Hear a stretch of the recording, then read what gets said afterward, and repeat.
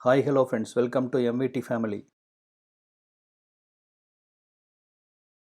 Friends, இந்த வீடியோவோட இறுதியில் இப்போ தமிழ்நாட்டில் ட்ரெண்ட் ஆகிட்டு இருக்கிற ஒரு விஷயத்தை பற்றி கேள்வி கேட்டிருக்கேன். கண்டிப்பாக அது உங்களுக்கு இன்ட்ரெஸ்டிங்காக இருக்கும். உங்கள் பதில் என்னங்கிறத இந்த வீடியோவை பார்த்து முடிச்சுட்டு கண்டிப்பாக கமெண்ட் பண்ணுங்கள். இன்றைக்கி நீங்கள் பார்க்க போகிற படம் 1972 வந்த ரொமான்டிக் இட்டாலியன் மூவி. படம் பேரை சொன்னால் நிறையா பிரச்சனை வருதுங்க. அதனால் படத்தோட பேரை ஸ்க்ரீனில் பெருசாக போட்டிருக்கேன், பார்த்து தெரிஞ்சுக்குங்க ப்ளீஸ். இந்த படத்தில் சோஃபியா லோரன் தான் ஹீரோயினாக நடிச்சிருக்காங்க. நம்ம ஊர் சில்க் சுமிதா மாதிரி அந்த காலத்து கனவு கண்ணி. படம் ரோட் சைடில் இருக்கிற ஒரு பழங்காலத்து ஹோட்டலில் ஆரம்பிக்குது. இந்த ஹோட்டலில் குதிரைக கழுதிக மனுஷங்கன்னு பாகுபாடு இல்லாமல் எல்லாரும் தங்குவாங்க. ஏன்னா அந்த ஏரியாவில் இருக்கிற ஒரே ஹோட்டல் இதுதான். ரொம்ப அழுக்கு பிடிச்ச ஹோட்டல். இந்த ஹோட்டலில் தான் நம்ம படத்தோட ஹீரோயின் சோஃபியா ஒரு மெய்டாக ஒர்க் பண்ணிட்டு இருக்கா. பகல் ஃபுல்லாக கஷ்டப்பட்டு வேலை செஞ்சாலும் அதில் வர்ற வருமானம் ஒரு கம்ஃபர்டபுளான லைஃபுக்கு நம்ம ஹீரோயினுக்கு போத மாட்டேங்குது. அதனால் நைட் ஆனால் மேட்டராக மாறிடுறா. யார் அதிகமாக காசு கொடுக்குறாங்களோ அன்னைக்கு நைட்டு அவங்களுக்கு சோஃபியா சொந்தம். அவங்க அவளை என்ன வேணாலும் பண்ணிக்கலாம். தமிழில் சொல்லணும்னா விபச்சாரி. இந்த தொழில் பண்ணுறதால சோஃபியாவுக்கு ஏகப்பட்ட இடையூறுகள். இந்த தொழிலை காரணம் காட்டி ஊருக்குள்ள ஒரு பைய சோஃபியாவை மதிக்கிறது இல்லை. அதனால் சதாசர்வ காலமும் இந்த ஹோட்டலே தான் கதின்னு கிடக்கிறா. ஒரு தடவையாவது அவளை அவுத்து பாத்திர மாட்டோமா அப்படின்னு ஏகப்பட்ட பேர் அவளுக்காக தவம் கிடக்கிறானுங்க. கையில் காசு இருக்கிறவன் காயை நசுக்கி பார்க்குறான். கையில் காசு இல்லாதவன் தன் தம்பியே துணைன்னு தம்பியை கையில் பிடிச்சிட்டு உட்காந்துக்கிறானுங்க. ஆனாலும் அங்கே இருக்கிற பல பேர்த்துக்கு சோஃபியாவோட குகையில் ஒரு தடவையாவது குதிச்சு பாத்திரணும் அப்படின்னு அடங்காத ஆசையோட அவளை சுற்றி வரானுங்க. ஆனால் சோஃபியாவை பொறுத்த வரைக்கும் கையில் காசு வாயில தோசை. இந்த ஹோட்டல்லையே ஜாரா அப்படின்னு ஒரு ரவுடி தங்கியிருக்கிறான். அவனை கண்டாலே சோஃபியாவுக்கு பிடிக்காது. சதாசர்வ காலமும் அவளை ஓசியில் காஜி அடிக்கணும்னு சொல்லி அவளை ரொம்ப டார்ச்சர் பண்ணிட்டு இருப்பான். செம கேந்தி பிடிச்சவன். சதாசர்வ காலமும் சோஃபியாவோட கிணத்துக்குள்ள கஞ்சியை செதறடிக்கணும் அப்படின்னு அவளை டார்ச்சர் பண்ணிகிட்டே இருப்பான். ஆனால் இந்த காஜி பிடிச்சவனை சோஃபியாவுக்கு சுத்தமாக பிடிக்காது. அவன் என்ன பலவந்தப்படுத்தினாலும் அவங்க கூட மேட்டருக்கு சம்மதிக்க மாட்டா. அவனும் மிரட்டி பார்ப்பான். ஆனால் நம்ம ஹீரோயின் தைரியசாலி. இந்த உருட்டல் மிரட்டலுக்கெல்லாம் பயந்துக்க மாட்டா.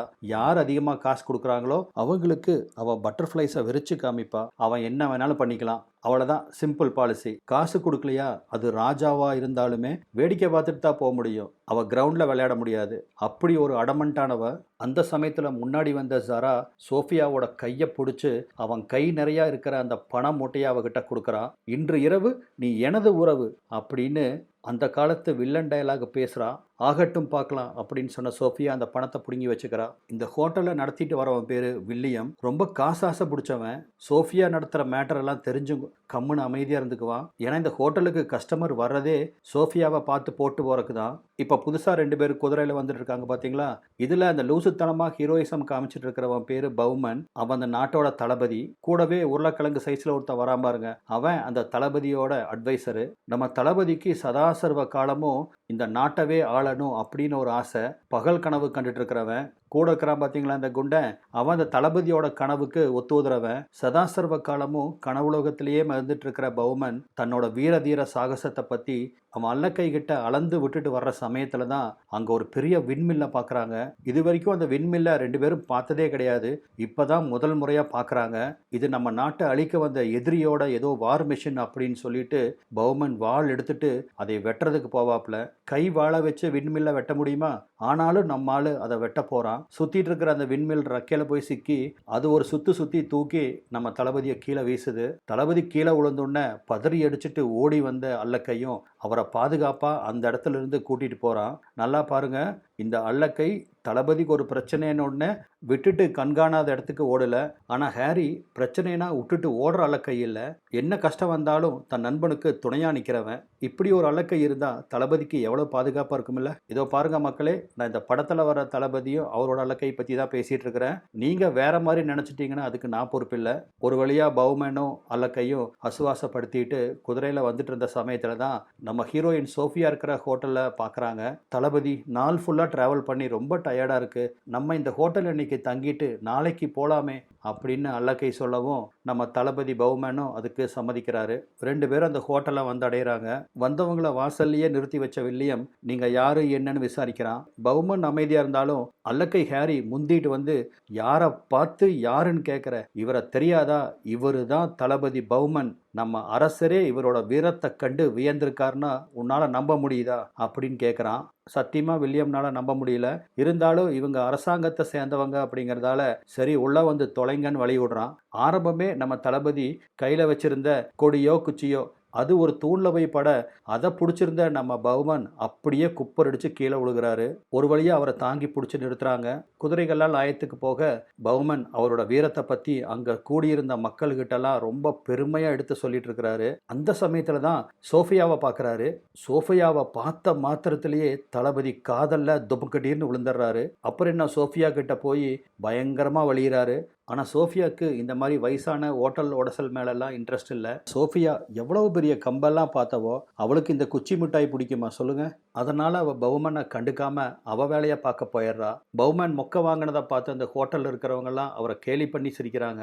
சோஃபியாவை படுக்க வச்சு பரேடு எடுக்கணும் அப்படிங்கிற அவர் எண்ணமெல்லாம் மண்ணா போகுது. அவளை பார்த்து துடிக்கிற தன் தம்பியை கையால் அடக்கி பிடிச்சிட்டு கம்முன்னு உட்காந்துக்கிறாரு. அந்த சமயத்தில் தான் ஹாரி ஒரு லெட்டரை கொண்டு வந்து சோஃபியா கிட்ட கொடுக்குறான். இது உனக்காக பவுமன் உருகி உருகி எழுதுனது, இந்தா படி அப்படின்னு கொடுக்க அந்த லெட்டரை வாங்கி பார்த்த சோஃபி திருவிழால காணாம போன குழந்தை மாதிரி முழிக்கிறா. ஏன்னா அவளுக்கு தான் படிக்க தெரியாது. இந்தா எனக்கு படிக்க தெரியல, நீயே படிச்சு சொல்லு அப்படின்னு ஹாரி கிட்டவே அந்த லெட்டரை கொடுக்க ஹாரியும் அதை முன்னாடி பார்க்குறான், பின்னாடி பார்க்குறான், தலைகீழா பார்க்குறான். அவனுக்கும் அதில் என்ன எழுதியிருக்குதுன்னே புரியல. ஏன்னா அவனுக்கும் படிக்க தெரியாது.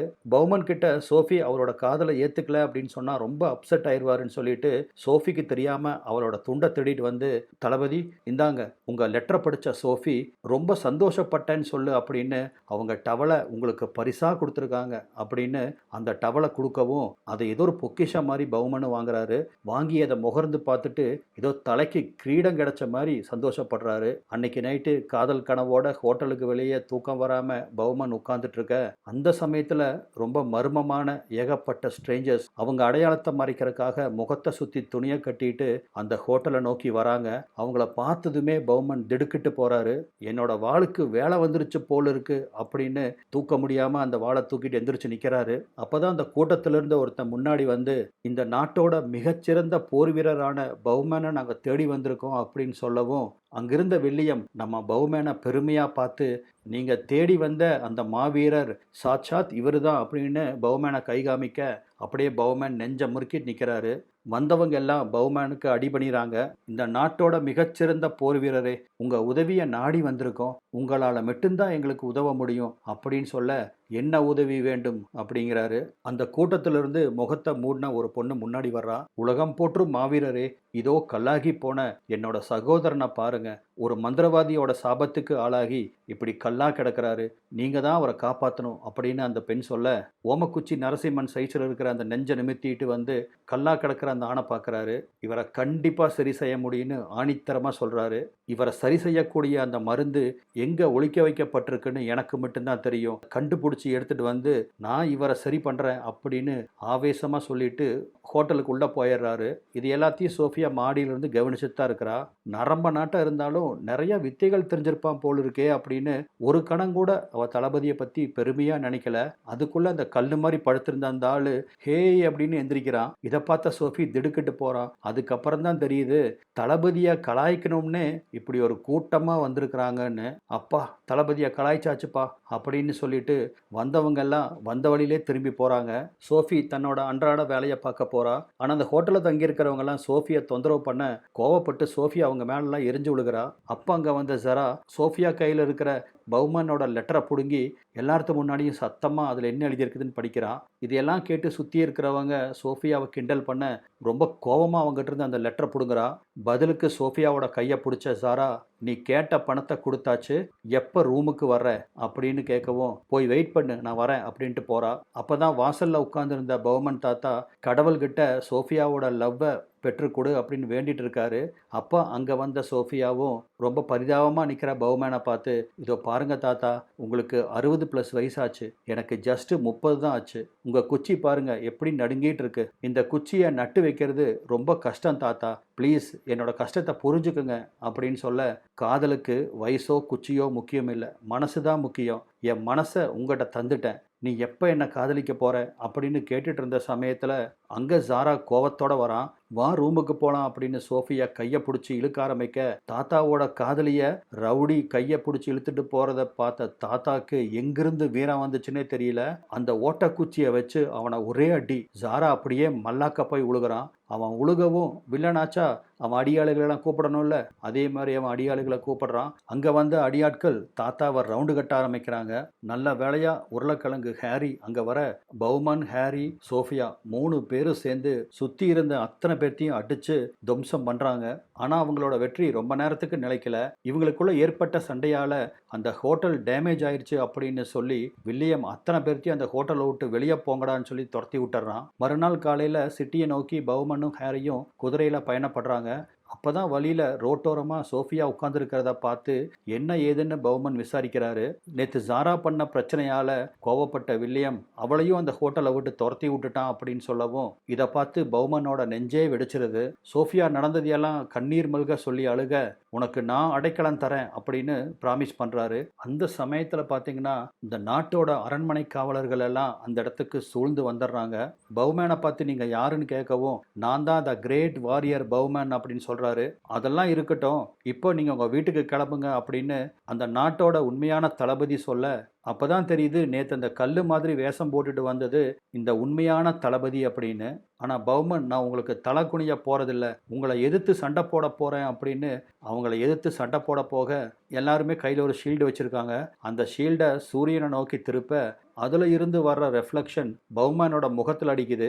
இதனால் நிலக்குலைஞ்சு போன பவுமன் அந்த வெளிச்சத்தோட தாக்கத்தால் அப்படியே கீழே சுருண்டு விழுந்து மயங்கி போயிடுறாரு. தன்னோட தளபதியை எல்லாரும் தாக்கிறத பார்த்து மனசு தாங்கிக்க முடியாமல் ஹேரி அங்கே ஓடி வர, ஹேரியை அப்படியே அள்ளி கொண்டு போய் உட்கார வச்சிடறாங்க. இப்போ வீட்டில் மயக்கத்திலிருந்து கண்ணு முழிக்கிற பவுமனை காமிக்கிறாங்க. கொஞ்சம் கொஞ்சமாக மயக்கத்திலிருந்து மீண்டு வராரு. அவரை சுற்றி அவரோட மருமகன், பேரன்னு எல்லாரும் சூழ்ந்திருக்காங்க. இப்போதான் நம்மளுக்கு ஒரு விஷயத்தை ரிவீல் பண்ணுறாங்க. நேற்று நைட்டு ஹோட்டலுக்கு முகத்தை மறைச்சிட்டு வந்திருந்த அந்த பெண் வேற யாரும் இல்லை, பவுமனோட பொண்ணு தான். எங்கே பவுமன் தன்னை கண்டுபிடிச்சிருவாரோ அப்படிங்கிறதுக்காகத்தான் முகத்தை மறைச்சிட்டு வந்திருக்கா. அந்த கல் சிலையாக வந்தது வேற யாரும் இல்லை, பவுமனோட மருமகன். எதுக்கு அவங்க அந்த மாதிரி நடந்துக்கிட்டாங்க அப்படிங்கிற காரணத்தை இப்போ ரிவீல் பண்ணுறாங்க. அதாவது பவுமன் ஒரு சாதாரண மனுஷன். அவர் போர் வீரனோ இந்த நாட்டு மன்னரோட தளபதியோ கிடையாது. ஒரு மாய உலகத்துக்குள்ள தன் கற்பனையில் அவர் ஒரு மாவீரனாகவும் ஒரு பெரிய மன்னரோட தளபதியாகவும் தன்னை எண்ணி அதுவே உண்மைன்னு நினச்சி வாழ்ந்துட்டு இருக்கிற ஒரு சாதாரண மனுஷன். அவர் பெரிய பிரேவ் வாரியரெல்லாம் கிடையாது. சரியா நடக்க கூட முடியாத ஒரு பெருசு. பவுமன் அடிக்கடி மனுஷங்களை சாபமுட்டு கல்லா மாத்திர ஒரு மந்திரவாதி கதையை சொல்லிட்டே இருப்பாரு. இதை கேட்டுதான் அந்த குடும்பமே வளர்ந்துருக்கும். ஒரு மந்திரவாதி இருந்ததாகவும் அந்த மந்திரவாதியால கல்லாகி போன மனுஷங்களை எல்லாம் தான் திரும்ப ஒரு மந்திரம் போட்டு தான் அவங்களையெல்லாம் மனுஷனாக்குனேன் அப்படிங்கிற அந்த கதையை எல்லாத்துக்கிட்ட சொல்லியிருப்பாரு. அந்த மாதிரி ஒரு சமயத்துல தான் திடீர்னு வீட்டுக்கு சொல்லாம கொள்ளாம ஹேரியை கூப்பிட்டுட்டு நகர்வலம் போறேன்னு போயிருக்காரு. எப்படியோ பவுமன் அந்த ஹோட்டல்ல தான் இருக்காரு அப்படிங்கிறத கண்டுபிடிச்ச அவரோட குடும்பம் நம்ம பவுமன் சொன்ன கதையவே அவருக்கு நேற்று நடிச்சு காமிச்சிருக்காங்க, அப்படியாவது வீட்டுக்கு வருவாருன்னு. ஆனா நம்மால் தான் நேற்று சோஃபியாவை பார்த்து காதல்ல கட்டுண்டு கிடந்தாரு. வேற வழி இல்லாம இன்னைக்கு அவரை ஃபோர்ஸ்ஃபுல்லா வீட்டுக்கு கொண்டு வர வேண்டியதாயிருச்சு.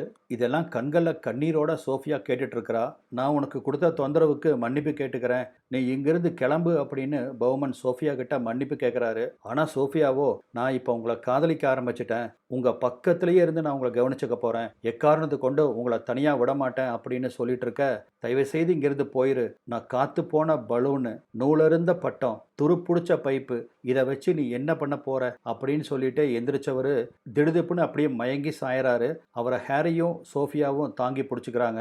சோஃபி மேலேயே சாஞ்சு உசுர விட்டுறாரு. இப்போ இந்த ஃபைனல் சீன்ல தான் காதலிக்கலாம் அப்படின்னு வந்த அந்த பெரியவர் இறந்து போனதால சோஃபியா மிகுந்த கவலையோட கண்கள்ல கண்ணீரோட நின்றுட்டு இருக்கா. இதோட இந்த படமும் முடியுது. என்னங்க, உங்களுக்கு இந்த படம் பிடிச்சிருக்கா என்னங்கிறத கமெண்ட்ல சொல்லுங்க. நம்ம மீண்டும் வேற ஒரு பதிவில் சந்திக்கலாம். நன்றி. நீங்க நம்ம தமிழ்நாட்டு தளபதியோட எதிர்காலம் என்னவாகும்னு நினைக்கிறீங்க? அவரை சுத்தி இருக்கிற இந்த அல்லக்கைகளை வச்சு அவர் ஜெயிப்பாருன்னு நம்புறீங்களா? இதுகளை பக்கத்தில் வச்சிருந்தாருன்னா கண்டிப்பா அவரோட அரசியல் வாழ்க்கை ஆரம்பத்துக்கு முன்னாடியே அஸ்தமனமாயிரும். நீங்க என்ன நினைக்கிறீங்க அப்படிங்கிற உங்க கருத்தை மறக்காம கமெண்ட்ல சொல்லுங்க.